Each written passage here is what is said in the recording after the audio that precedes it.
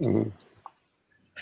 So Ananda, you're right. We need to recognize the sky, not just the clouds.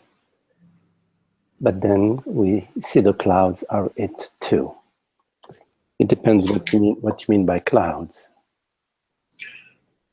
Well, in the analogy of the sky and the clouds coming through, the clouds being thoughts or perceptions or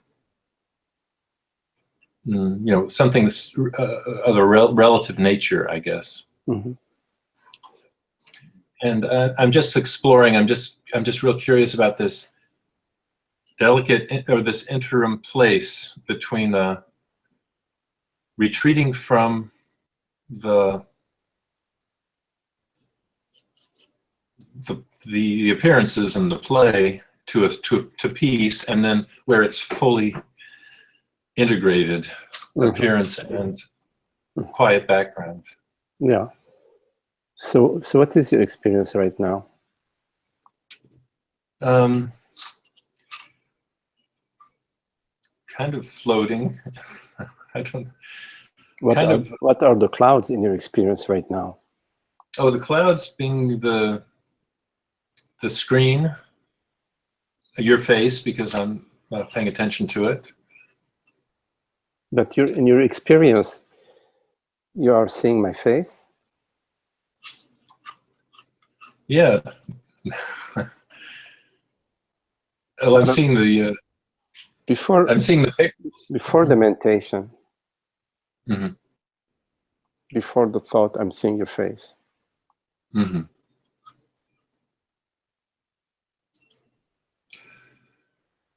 In your experience right now, that's more of a quiet stillness, I would call it. That's experience. That's a form of experience, I would say. Marianne, I will come to your question in just a minute. So, in your experience, mm-hmm. let's define the clouds in your question, the clouds to refer to thoughts, perceptions, mm-hmm. sensations, right? Perceptions, like right. the oak tree, thoughts, perceiving, mentation, and bodily sensations, yes? Yes. In your experience, in this very moment, mm-hmm. not talking about thinking about your experience, talking about your direct experience in this very moment. Mm-hmm. Is there a perception? Is there a sensation? Is there a thought? That's the question. It seems like there's excuse me. It seems like there's a perception and thought and awareness of breathing, things what like do you mean that. by it seems? It seems.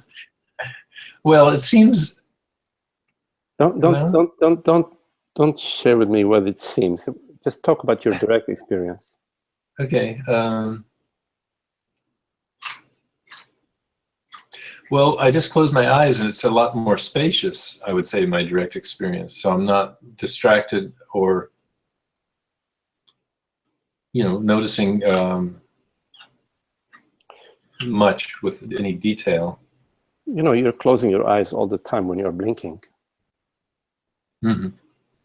So in fact, you are closing your eyes, much more than you think, right? When you're blinking, yeah.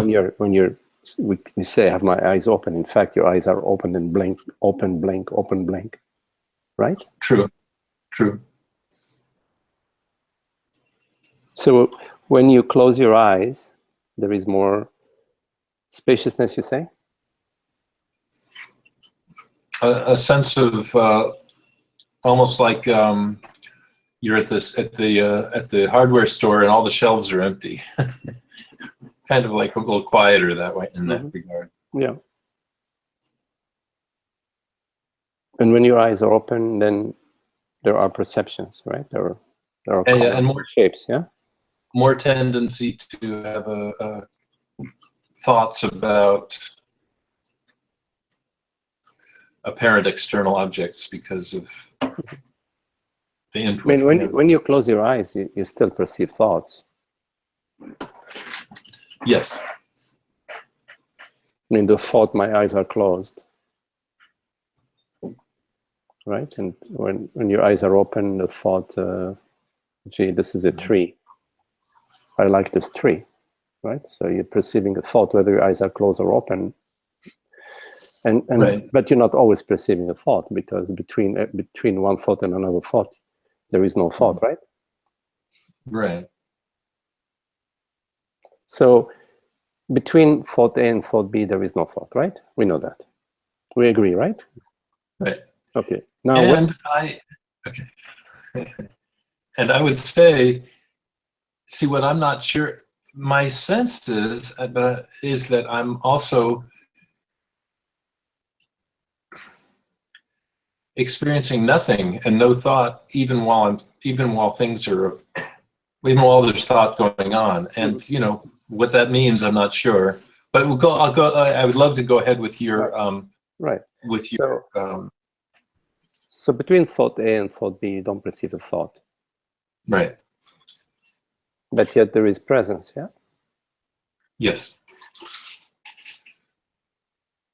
And actually, you could say, wow, there was no thought between the thought I love my mother and the thought I want to eat a banana. You could say that. You'd say, oh, there was no thought between those two thoughts. Because you were there and you witnessed that there was no thought. Yeah, right. So you're there, so there is presence, there is awareness between thought A and thought B. Yes? Yes. Now, when there is thought, when there's a thought B saying, I feel like eating a banana, or I love this oak tree, or I love my mother. When this thought arises, there is also awareness, because there won't be this thought without the awareness, right? Right. So, and after the thought, I like my mother, there is no thought, and then the next thought arises, you know, I feel like going down to San Francisco. Okay.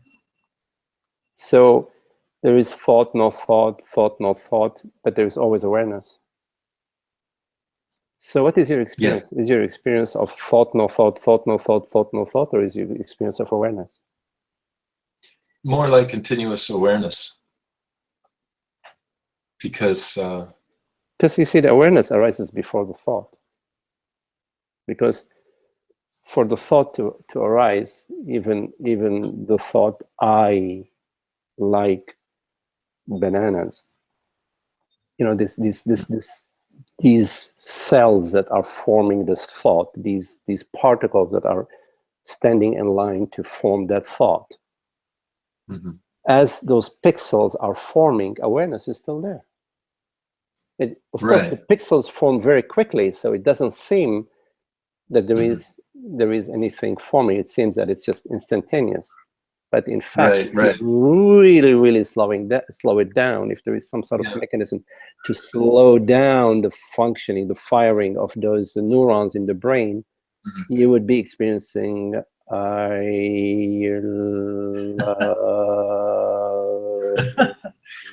no, I've got to tell you right now.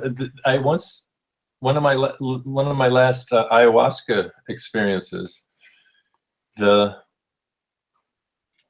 It was some scary images were coming up. The body was just lying on a comfortable place, and there was just these scary images, and then it was revealed that it was just being almost like you're saying pixels. It was almost like I saw the mechanism behind creating a scary image. And like that. Point is that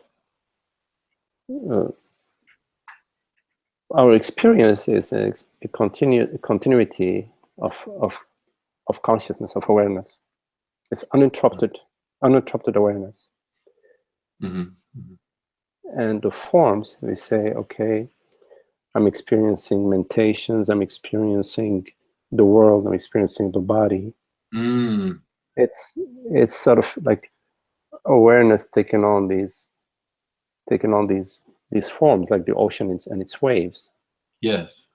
So your primary experience is, we could say in a relative sense, that your primary experience is awareness, and your secondary experience is mentations and perceptions and sensations. Okay. But I'm just speaking that relatively, because in fact there isn't primary and the secondary. This is good. This is exactly the kind of what I was kind of looking for, yeah, in this question, yeah. So the secondary, what I'm referring to as a secondary, meaning the thoughts, the phenomenal realm. The phenomenal realm is like you could say like some sort of vibrational aspect of awareness, sort of a reverberation of consciousness out of its own freedom and sense of play. So the point that I want to make is that when you separate clouds and sky, it's not a valid separation. In fact, the clouds are thoughts, but when you look for the thought, you only find awareness. When you try to find the thought, like the thought, I love my mother, when you look into what that thought is, you can do that, do it right now, or the perception. Look at the perception of this screen right now. When you look at this perception, you say, okay, there are colors, there is Magdi's face. When you look closer at that, you find that these are actual like labels or concepts or some verbiage, mentations. And when you look at the mentation, you find the mentation is made out of vibration, like music. Like music is vibration. And when you look at the vibration, you find that the vibration is made of experience. When you look at the experience, you find the experience is made of awareness. So when you look into what seems to be a cloud, you find that it's only awareness. There's only awareness. Now, our experience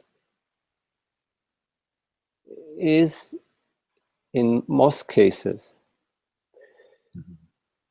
dualistic, meaning we do experience an external, some external reality, a cloud, a thought, as it has an external reality, a thought, a sensation, as there is a reality to it. As if there's a reality to it and a subject. Yes, right. Perceiving. Absolutely, we experience that the reality of the form, of the thought, of the mentation. We experience that reality vis-a-vis a real separate perceiver, and real meaning an imagined a sensation of an individual separate self that is perceiving this external reality. So there is an internal reality and an external reality. The internal me, the internal self, and the external world, body, mind. Right. In most cases, we experience that, and we struggle with trying to make sense of this whole thing. But our struggle remains arduous as long as we're still standing apart from what we perceive or what we imagine to be an external reality. And we can't bring this external reality to peace, to rest. We're still struggling with it. And we are struggling with it because of this separate identity that hasn't yet settled.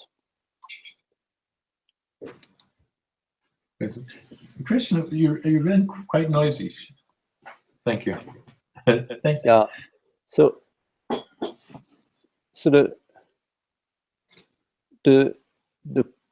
ocean and the clouds, or the sky and the clouds. The sky, once the sky is revealed to be universal, to be, meaning the consciousness, once it's understood that consciousness is the reality and the universal reality of being, then the clouds are no longer like they used to be. They're more like there is peace.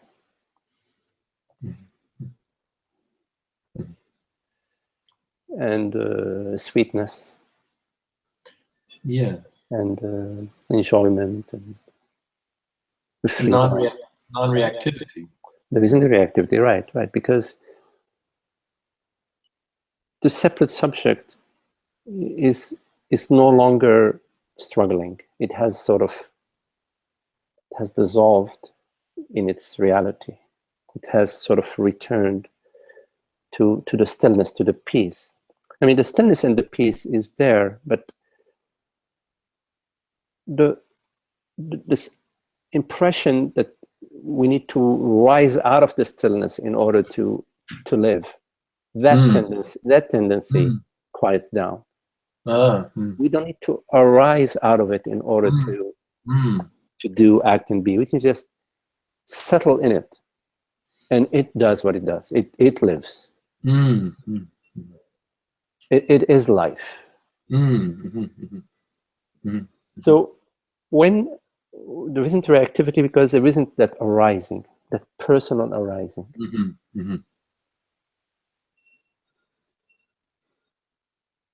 Yeah, it's more peaceful. So the reconciliation, really, the reconciliation of the clouds and the sky comes sort of effortlessly once you realize your inner stillness. Once you realize the inner stillness of the cosmos, of the entire realm, not just your personal, inner stillness. Of course, your personal inner stillness is sort of a stimulus, a stimulation for you, because it's sweet. It's what was the word? Sweet. It's sweet. No, it's your stillness is the personal stillness when you rest, when you pause, when you sit quietly, meditate, whatever you do. There is a personal stillness. Yes. And this personal stillness has a sweetness to it. Yes. And it encourages you to return to it. Right. And as you return to it more and more, you will find that, goodness, it's like there at your request anyway.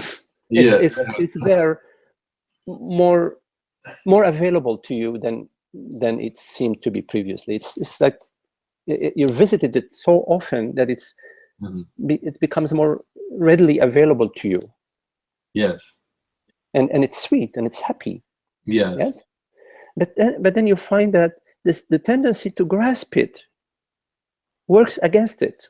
It works against its sweetness. When you try to personalize it, it evades you.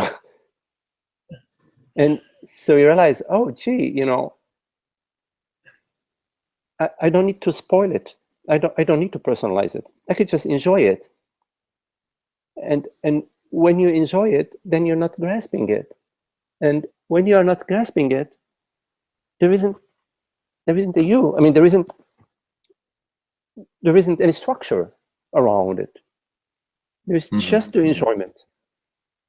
And whenever you personalize the enjoyment, it evades you.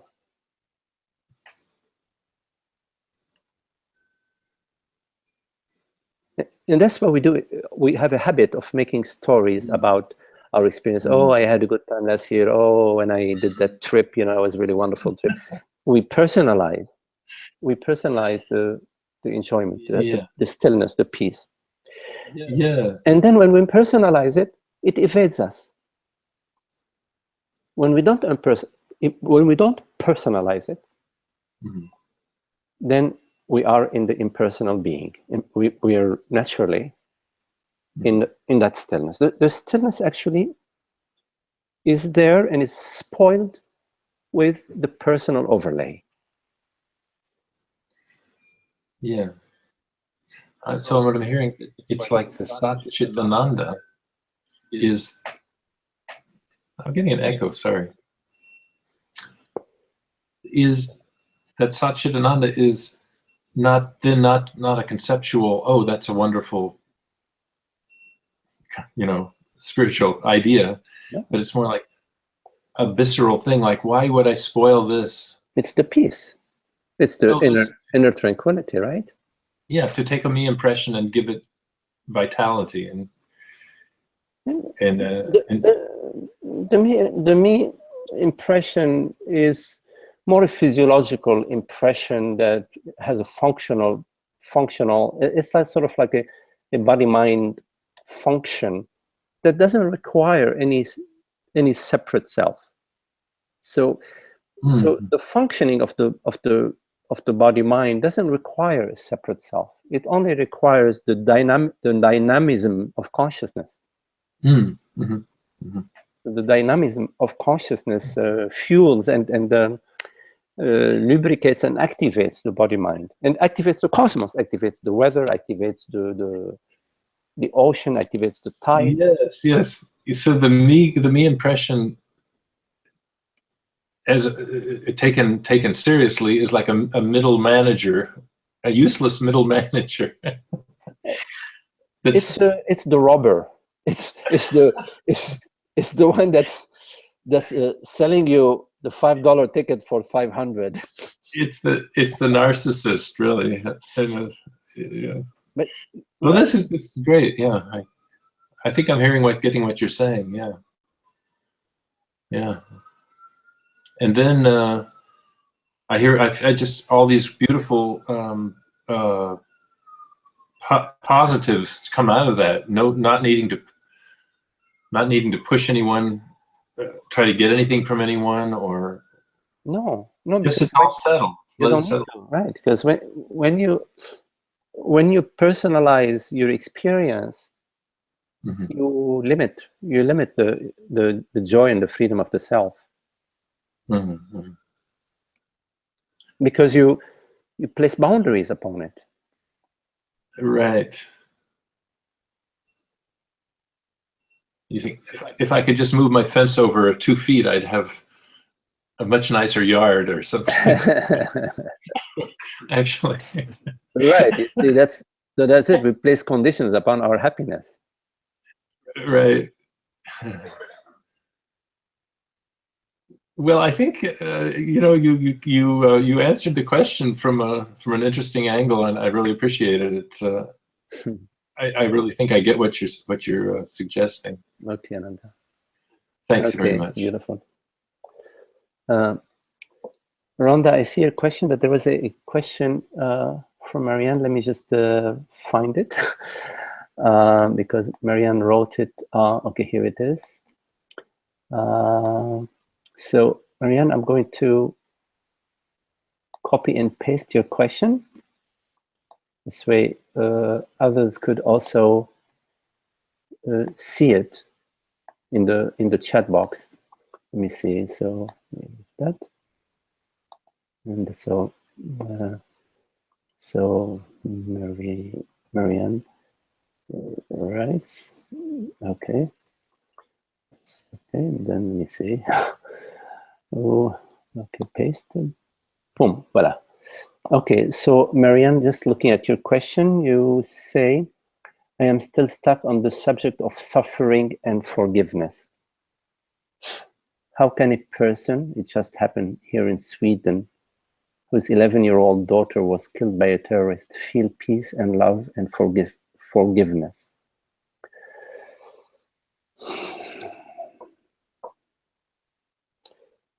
Yeah.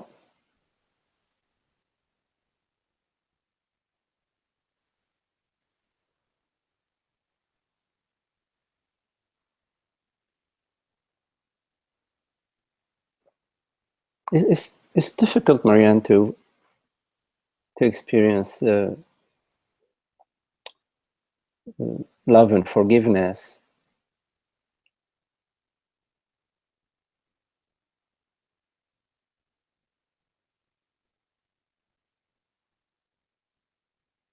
when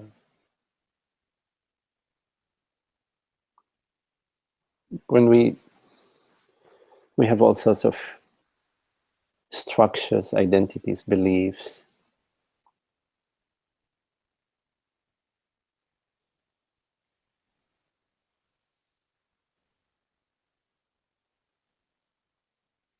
It requires a certain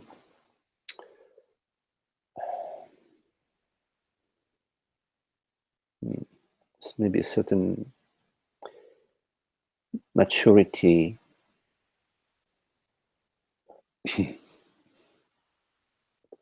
a certain interest in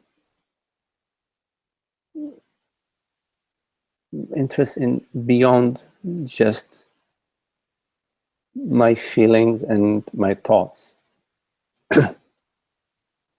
Because for most of us, our feelings and thoughts are very conditioned. They're inherited and they're repetitive. We repeat them.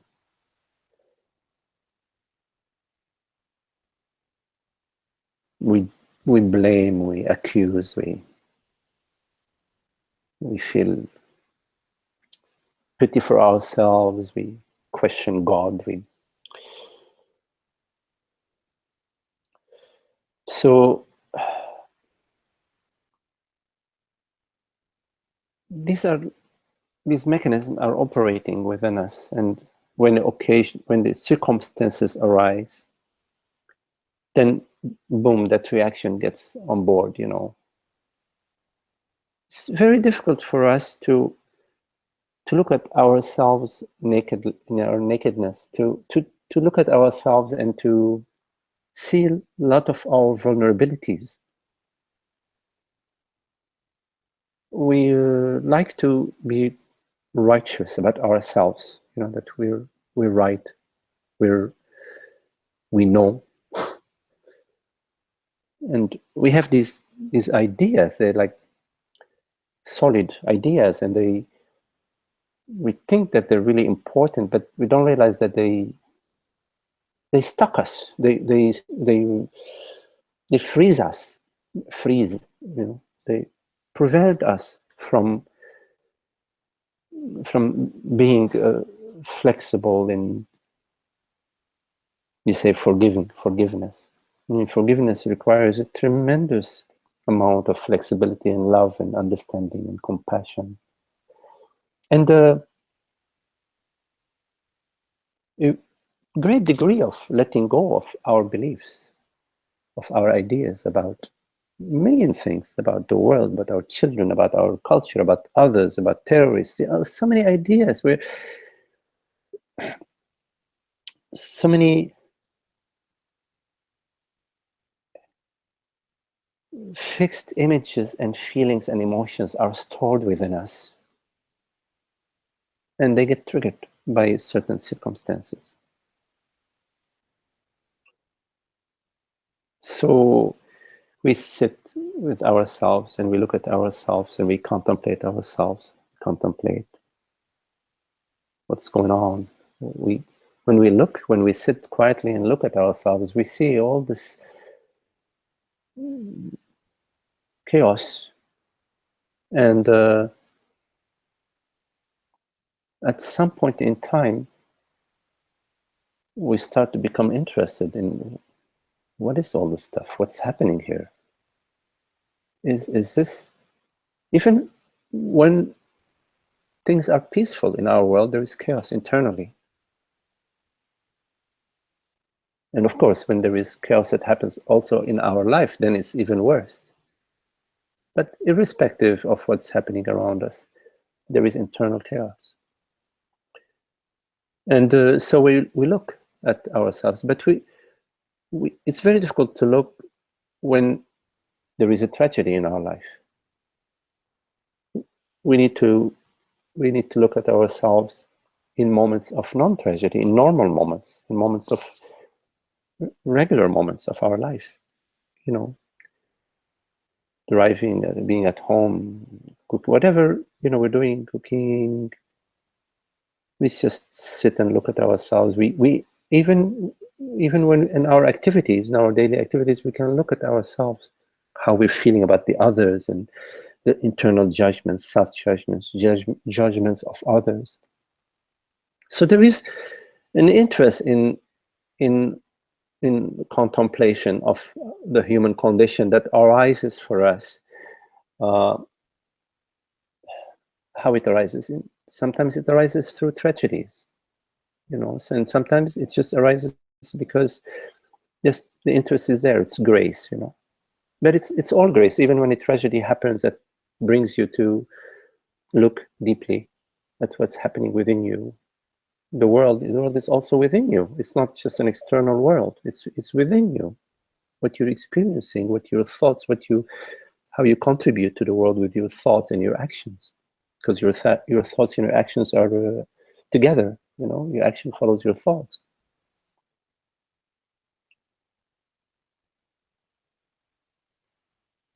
So it takes this sort of internal contemplation, internal interest in coming to some sort of understanding and eventually, of course, to some sort of harmony and peace in our life, internal peace that can reflects itself in how we live.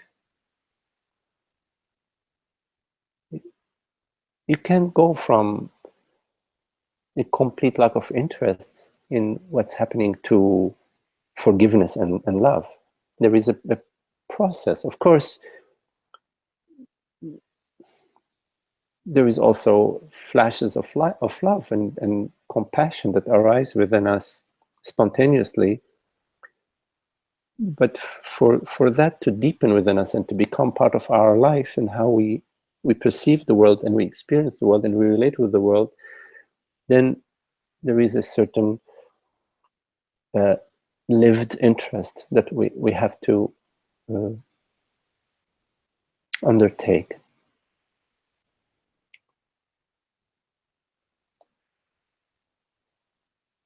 So if you are interested in compassion and forgiveness, you're also interested then in acceptance, in surrender, in understanding what is beyond your thoughts, what is beyond your beliefs. And when you look at what is that is beyond your beliefs, what is that?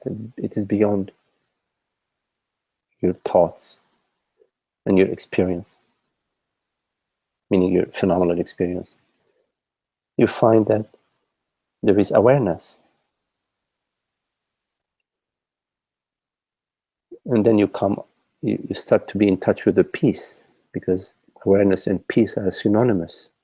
Consciousness and peace are synonymous. You start to get more in tune with the peace, with the love, with the beauty, not limited to me, but an open space of love and compassion.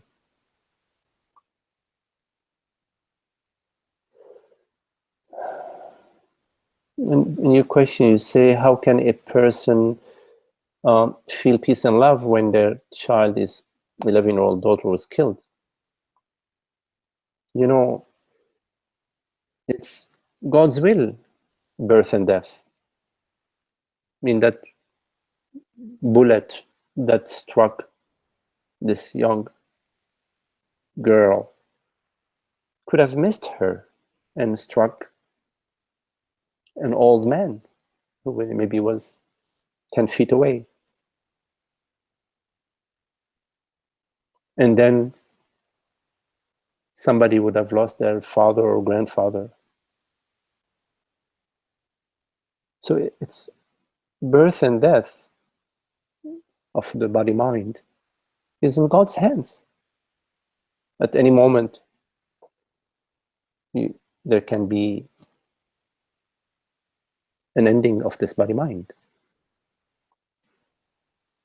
So, of course, when we are resisting that, when we have our ideas that, oh, she should live her adolescence, her life, you know, until 60, 70, or 80. These are just our ideas,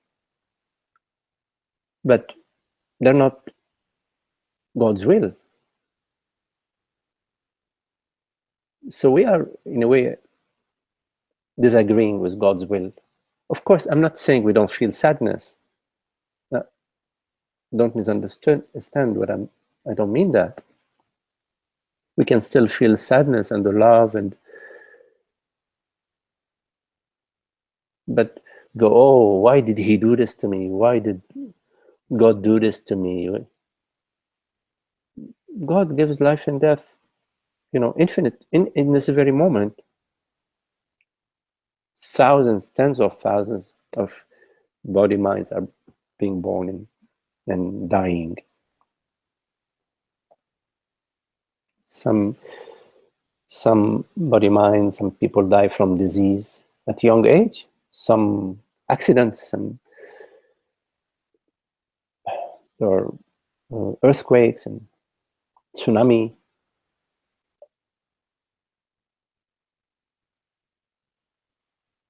We have to be ready to let go of the body mind now.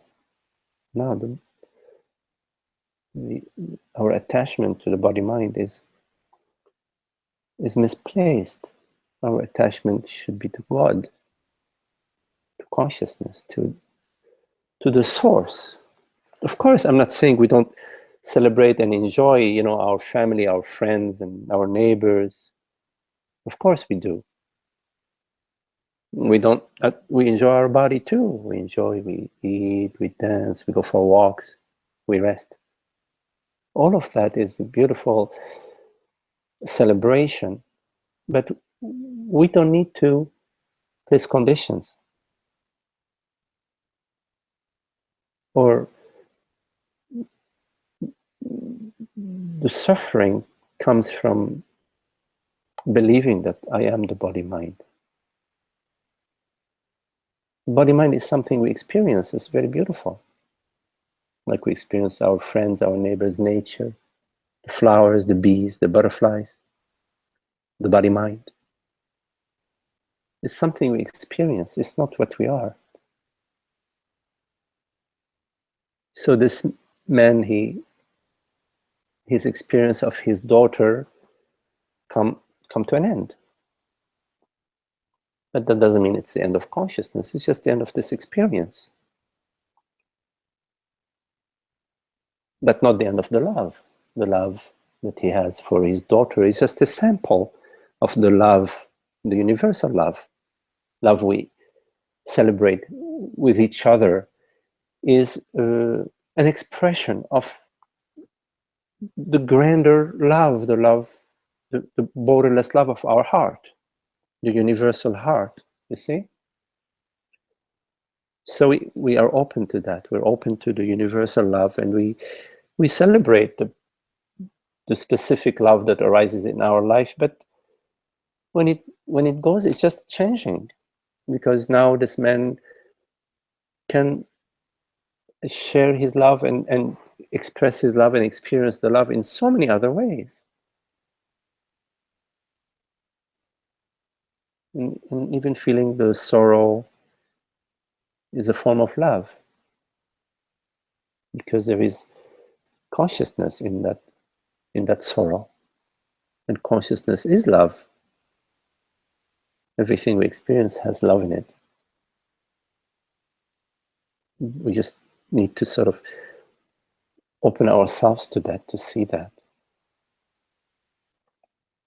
So don't make opposing ideas in your head, love and hate, good and bad.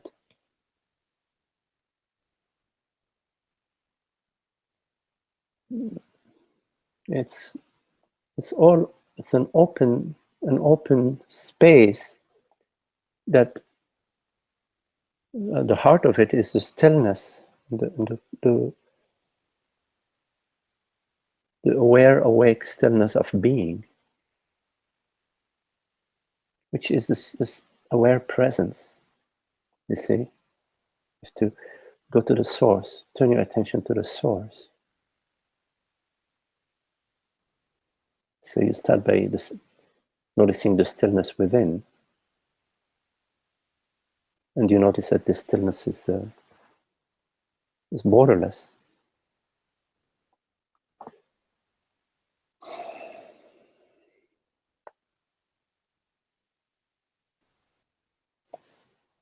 Okay, Marianne, that's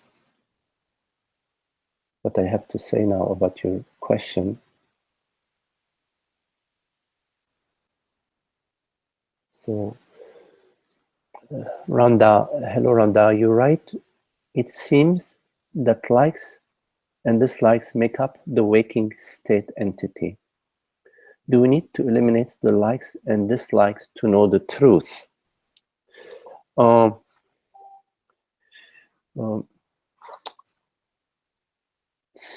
we need to eliminate the likes and dislikes?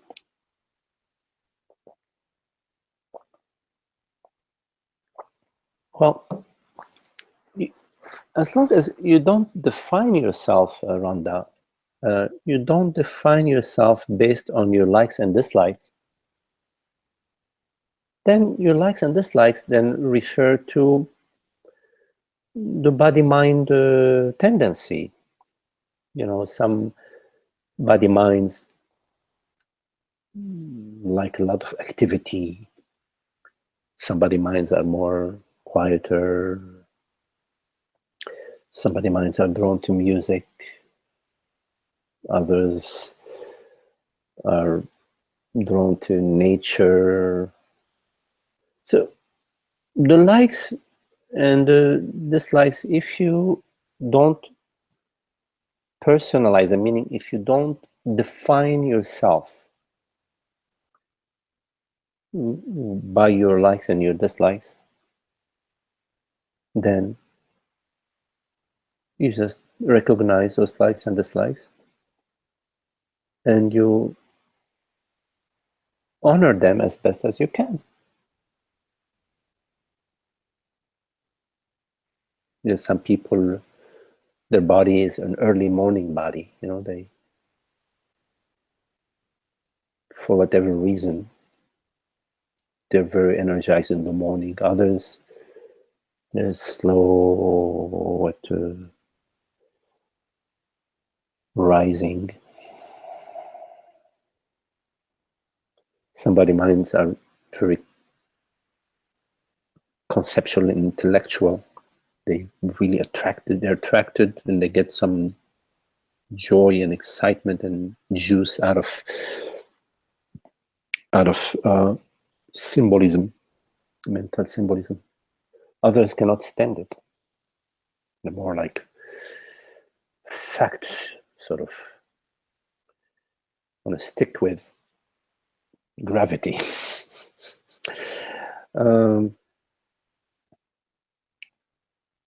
But these are not, they are qualities or characteristics, let's say, of the body-mind. But you as consciousness are not defined by that. So you celebrate those likes, you honor those likes, you respect those likes and dislikes. Now,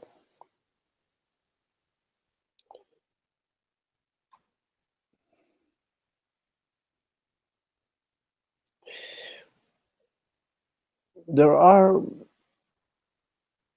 tendencies by which we define ourselves by our likes and dislikes. There is a certain rigidity with this sort of self-definition. And it doesn't take in consideration that things may change. You know, our likes today may become less attractive tomorrow, and with age or with experience or with various situations, our likes and dislikes may change. So we don't need to sort of plant those likes and dislikes in cement, you know. They're temporary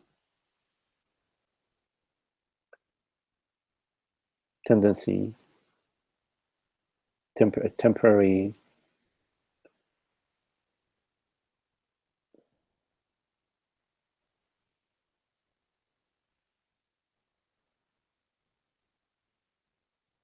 it's a temporary way we right now are experiencing certain parts of the world.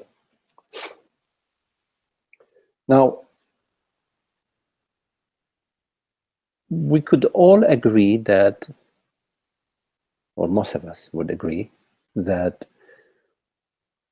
we like sweetness, we like the gentle, we like when people are listening, when there is a listening quality, a spacious quality in relationship. We like also expressions of appreciation and gratitude. So there are certain qualities that we are drawn to that are like almost constant. We may forget about them here and there, but they're still there. We love beauty. We love the restfulness of being. So there are some deeper dimension than our likes and dislikes, which are okay. Our likes and dislikes are sort of the surface layers of a deeper realm, which speaks of qualities that are more absolute. Now, you couldn't find anybody that dislikes happiness or dislikes beauty or dislikes love. I mean, except if like they're deranged, you know, there is like a mental issue. You will find that there are some qualities that are more absolute. And then the relative realm of liking and disliking are more like at the surface, at the body-mind level. So this is a really long answer to basically say that you don't need to eliminate your likes and dislikes to know the truth. Simply do not define yourself by the tendencies or the qualities or the characteristics of the body-mind. Remain as consciousness, remain as presence, remain as that which recognizes likes and dislikes, honors them, but isn't affected by them.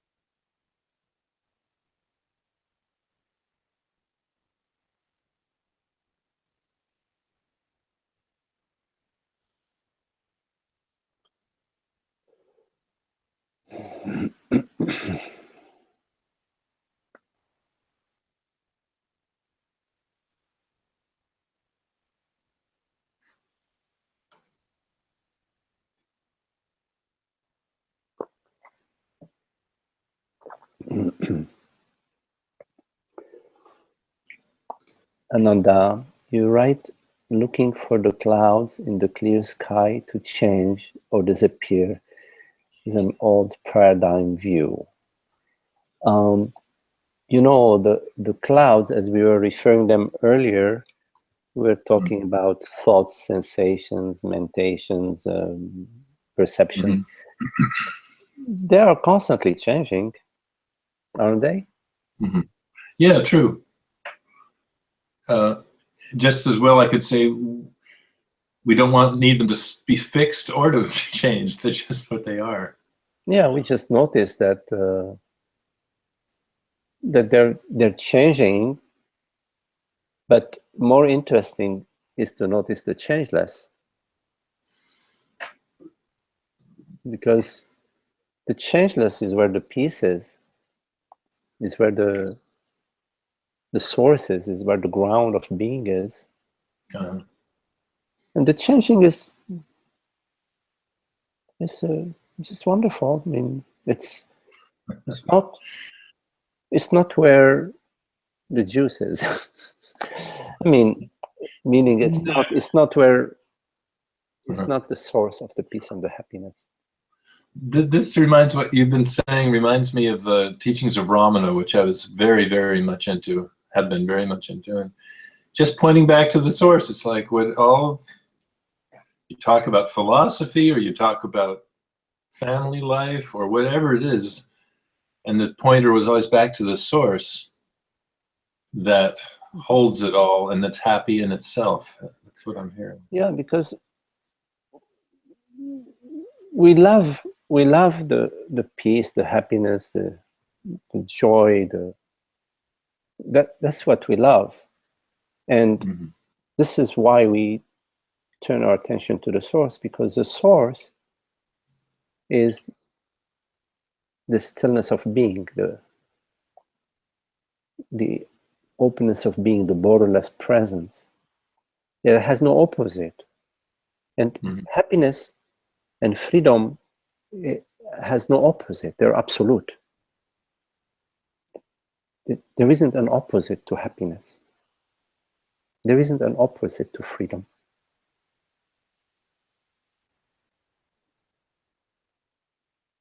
Because a happiness that has an opposite it's like it depends on something. Right. It depends, I don't know, on a condition, on a situation. And so you have to sort of remain really careful that situation doesn't change, that it doesn't sort of switch into unhappiness, you say. So what sort of a happiness would that be, where you have to sort of be alert, alertly happy? You're happy, but you have to always be watching the border, you know. We're happy in America, but we don't want the Mexicans to come in, you know. Isn't it crazy? What sort of happiness is that? It's a worried happiness. Happiness, freedom, beauty, love, joy have no opposite. So when we are looking at the phenomenal realm, and we find that the phenomenal realm is changing, is manifesting in so many different ways, we are always looking at the happiness. And when we look at the manifest world and we see its temporal quality, we are drawn to the eternal. When we perceive the temporal, we are drawn to the eternal. And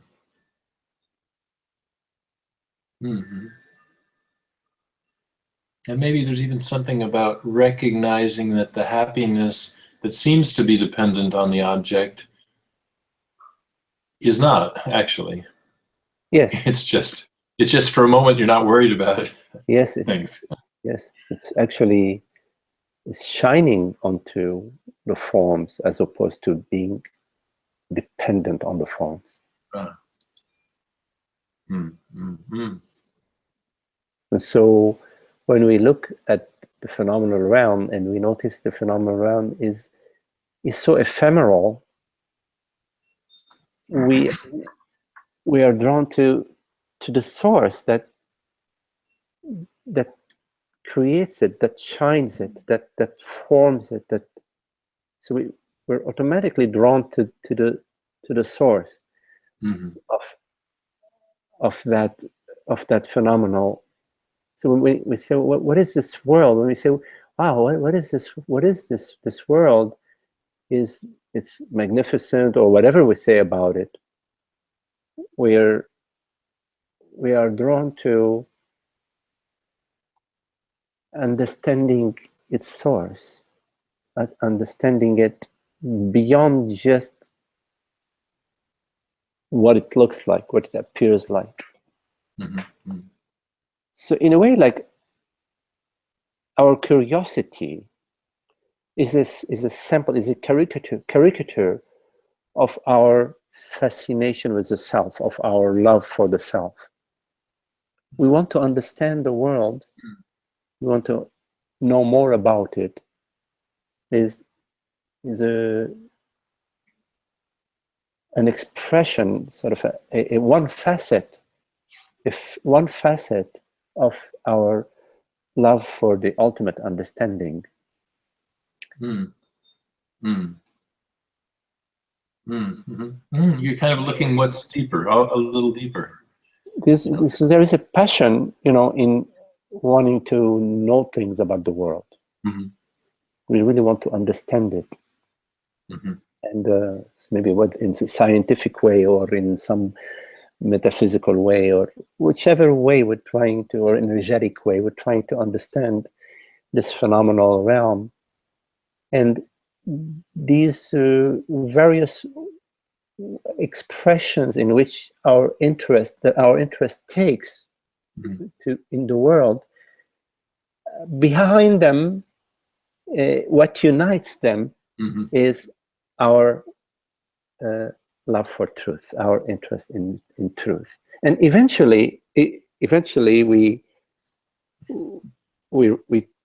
somehow integrate our interests in understanding the world with our love for truth. There comes a point where we see, in whichever way, that which unites it all, that which brings it all together. We sort of, maybe we sense it, maybe we experience it in an insight, or maybe we just sort of start to get some kind of feel for it, feel for the wholeness, the totality that seems to appear in so many multiple expressions.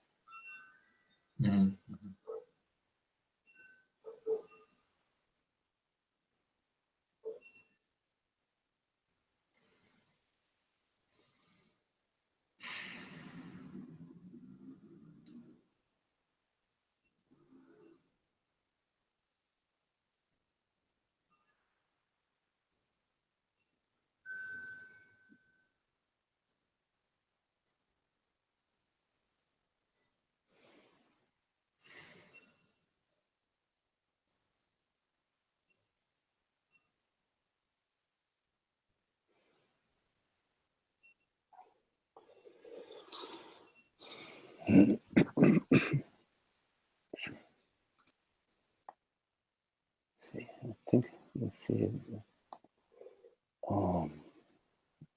Check the thing. Okay. Okay. Let's see. I think. Did I? Okay, Marianne. Let me see. So let me see if I could copy that. And voila. And bring it here again, Marianne. Okay. Bueno, paste. Okay, Marianne. So just reading what you wrote, I've heard Francis Lucille saying thoughts are cosmic events. Yes, could you help us understand this?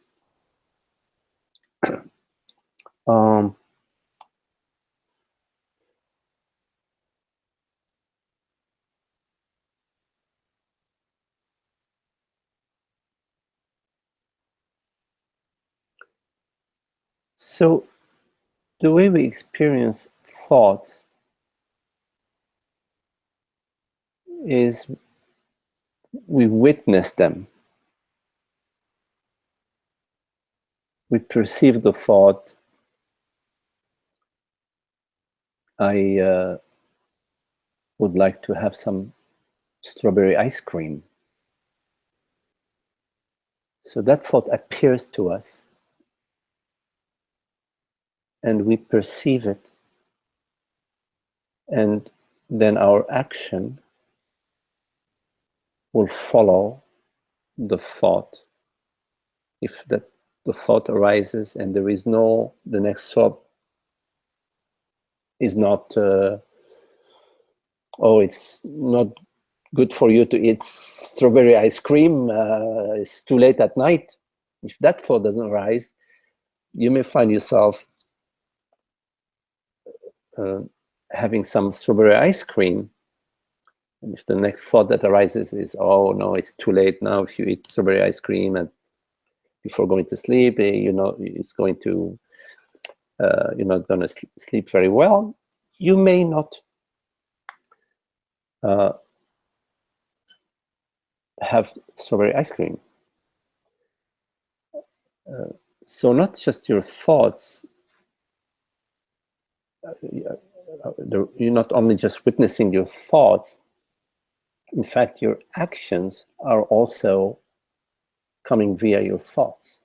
So not just thoughts are cosmic events, but even what we refer to as my doing, my action, behavior, is also cosmic because it's following a thought.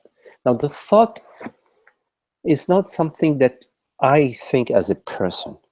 What is it that thinks those thoughts? If there was a personal thinker, if I am thinking my thoughts, I often, share that it would make sense for you, for every one of us, to think happy thoughts 24/7. Because who would want to think an unhappy thought and get depressed and feel anxious and feel the negative emotions? You would think happy thoughts all the time. But that is not the case. We are not the personal thinker of thoughts. Thoughts arise, and there is a witnessing of the thoughts. Now, before I go any further, coming back to the personal thinker, if you were the personal thinker of these thoughts, of your thoughts, then there should be a person that is thinking these thoughts. And when you look at the person, you ask yourself, what is the person? Where is the person? You look. All you will find are thoughts, perceptions, and sensations. And you will find awareness.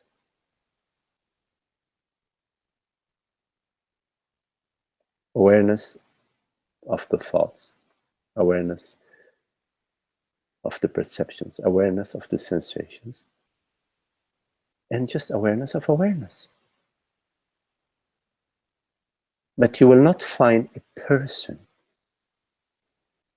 You may find a thought that says, I am a person.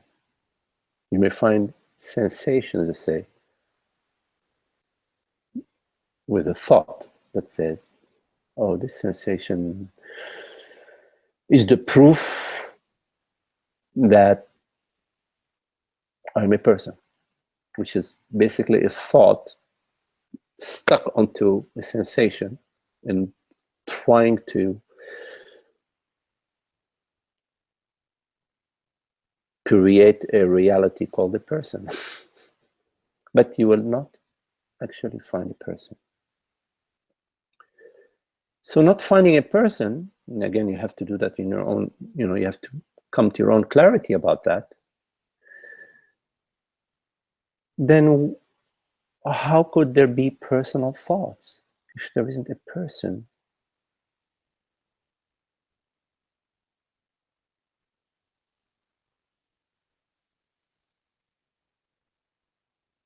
An imaginary person would have imaginary thoughts. What would that be? But there is awareness, and there is awareness of thoughts. Now, this awareness, when you contemplate this awareness, you will find that this awareness has no borders. It's not inside a body-mind, it's not inside a room, it's not inside a town, it's not sitting on planet Earth, it's not walking on the highway. You will just find that this awareness is just borderless presence, effortless, borderless presence. It has no name, no age, no gender. It's universal. And you will find, again, in your contemplation, that the thoughts and the awareness are at zero distance of each other.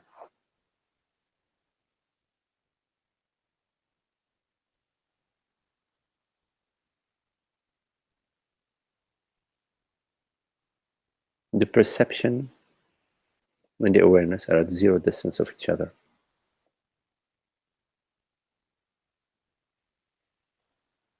And there is, we already have come, maybe, to the understanding of the reality of consciousness. Because consciousness is there. Never experienced non-consciousness. It's always there. Consciousness, the reality of consciousness is absolute. And the thought and the consciousness are at zero distance of each other. So the reality of the thought is consciousness itself, because they're at zero distance of each other.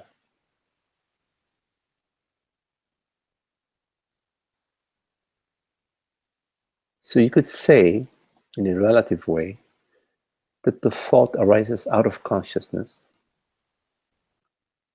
and is experienced by consciousness.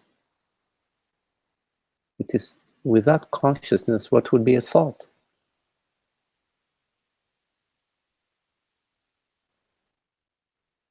So the source of the thought is consciousness, and what experiences the thought is consciousness, and not a person. So in speaking about universal, in speaking about thoughts being cosmic events, means that thoughts are not personal, they're universal. Because the reality of the thought is consciousness, and consciousness is universal.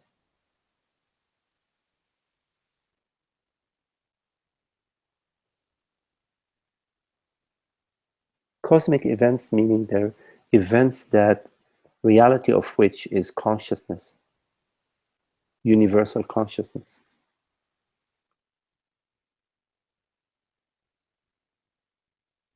meaning they're not personal events. There are no personal thoughts because there isn't a person.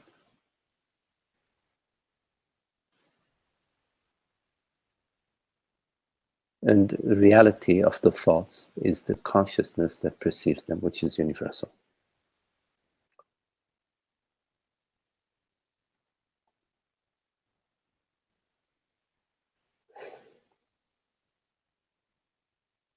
So your understanding of Francis's saying will get clearer the clearer you are that what you truly are, the reality of your experience, is consciousness, and that consciousness is universal and there is no personal self.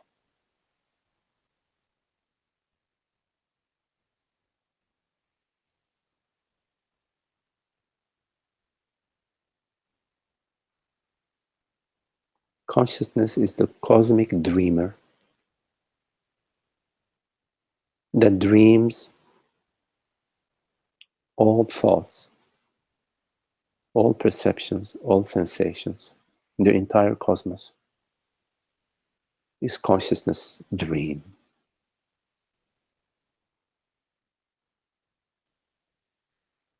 The dreams are constantly changing, coming, going. But they refer to the eternity of consciousness that does not come and go,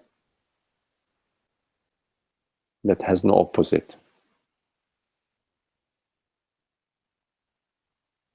that is fulfilled within itself and is the only fulfillment that is ever possible.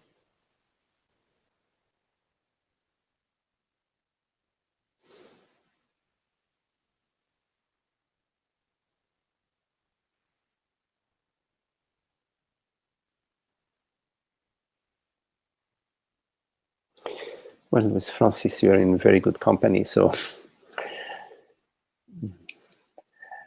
Okay, well, thank you all for your beautiful questions and for your company. And we will see each other next week, yeah? Okay. Au revoir. Okay, au revoir. Thank you, monsieur.